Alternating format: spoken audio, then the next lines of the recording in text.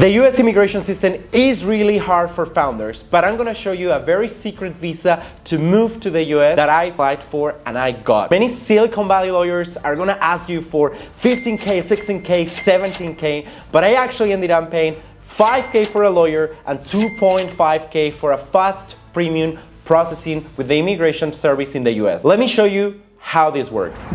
And by the way, I'm Jorge, founder and CEO at Sutru, so I just moved to San Francisco from Spain, so here's a real story. Let's go. So if you're a founder, you have multiple ways to get to the US. You can get an O1 visa, EB1 visa, or potentially a green card. In my case, I applied for the O1 visa, which is called the Exceptional Talent Visa. This is a visa that musicians, doctors, founders get. It's a little bit complicated, but I'm gonna show you the whole process. How long did it take? How much did I pay? And how you can actually get yours. I got the visa for 3 years in the US and I can keep renewing as long as you keep proving that you're an exceptional talent in the US and you're actually giving results for whatever you actually applied for. What happens after the visa expires? Well, that's along the road, but you can apply for the green card, you can apply for the EB1, or you can keep renewing this visa. Once you get the O1 visa, getting your green card should be more straightforward, and it's kind of like a fast track because you already proved to the US that you're an exceptional talent and they should keep you around working from here. Let's start with the first thing.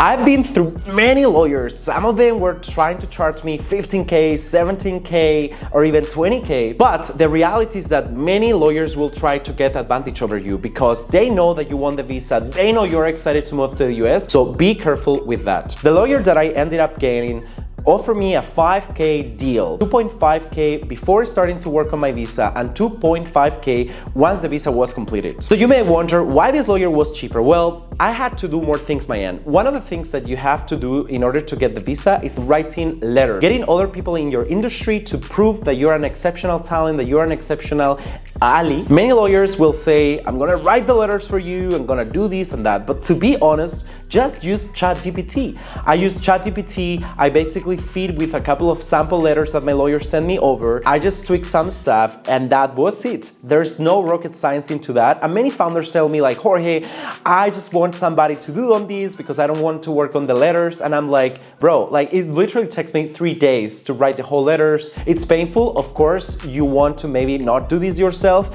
but who is gonna tell your story better than yourself? I'm gonna give you a disclaimer. There are many lawyers that will basically tell you, you need more PR, you need more press. Be really careful. I found some lawyer that they were basically working for PR agencies, they get a referral, and they were super incentivized to tell you that you need to get press. Them. Seriously. Them. You can get press by yourself, by doing something really extraordinary in your field, by reaching out to the local newspaper and try to tell compelling stories and stories that people will be like, this guy is crazy and this guy is amazing. There are also some directories where you can apply to talk about certain topics. Journalists, they're always looking for people in their field, so that's something else that you can apply. Come with me. To get the O1 and prepare your case for the immigration service in the US, there are 7 criteria that they tell us that we can use to prove that we are an exceptional talent. It doesn't mean that you have to pick all of them. You only have to be really strong on 3 criteria and then back it up with 2 complementary ones. Let's review each of the categories. Salary means that you earn more money in your current country than the media. In my case, I was making 5 times more what a regular Spanish engineer or senior software engineer would be making. Role. Prove that what you are going to be doing in the US is something very extraordinary that not many people is able to do. What I did was combining my past experience from senior engineer to technical leader to actually product manager to my current position as the CEO and founder at Sutru. Judging. In my opinion, this is the easiest criteria to get. I was doing hackathons, entrepreneurship events, and I was judging other people's work. I suggest you to look it up for opportunities in your industry that you can actually reach them out, call, email them, and be part of them. If you're a founder and raise money, that's a really good asset to have. The remaining criteria didn't apply that much to me, but it's something that you can also utilize, such as publishing articles in very important newspapers or magazines in your industry, industry, getting awards. In my case, I got the Microsoft MVP, different hackathons that I want to organize for Facebook, and also the scholarship that I got in Huawei. And the last one are recognitions such as patents and any other things that showcase that you're someone super important in your field. When I was already in the university, I was thinking about, okay, I want to talk in these events, I want to do this, I want to do that. There are many criteria, and my suggestion is to start as soon as you can. To keep you accountable and bring more founders to the US, I'm gonna show you the O1 Visa Challenge that I just created. Grab a paper like this, and we are gonna write down the 7 categories for the visa that I just showed you in the video.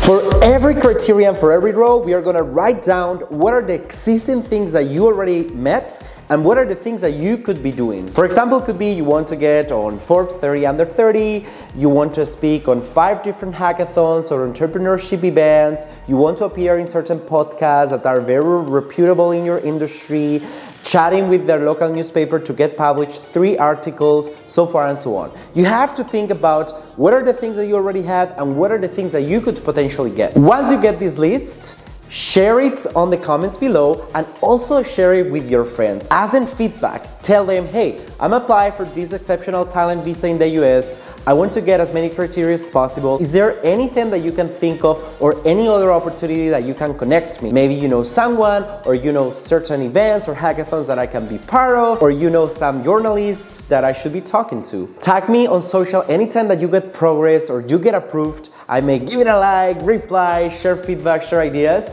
and that's going to be really magical. And on top, also help each other. Reply to others' comments and join the community.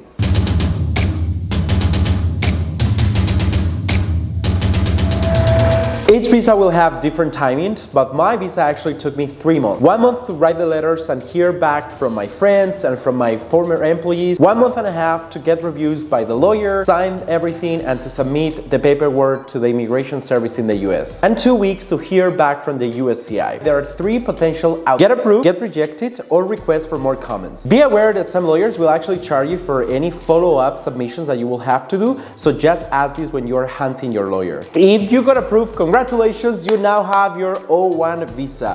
But there is a last step. You have to do an interview with your local US embassy in your country. Here is a pro tip.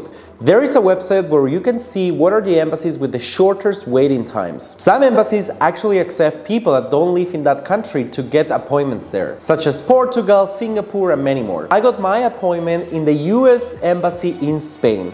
At first, I had to wait 3 months. Here is a hack.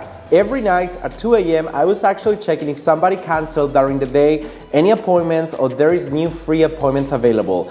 And after 3 days of doing that, ba-bam, I found an appointment the next week. And that's all. You show up to the embassy and you get the visa. And that's all! I hope you find this video very insightful and super useful. Of course, it's my story, it's how I did it. Doesn't mean that you're gonna do exactly the same, but at least this will provide you some ideas, some inspiration to utilize for your O1 application. Share it with other startup founders. That will help me, not only me, but also your friends. Subscribe to the channels because more content are coming out. And if you have any questions, just let me know in the comments. Happy to help. Let's go and good luck! Ciao!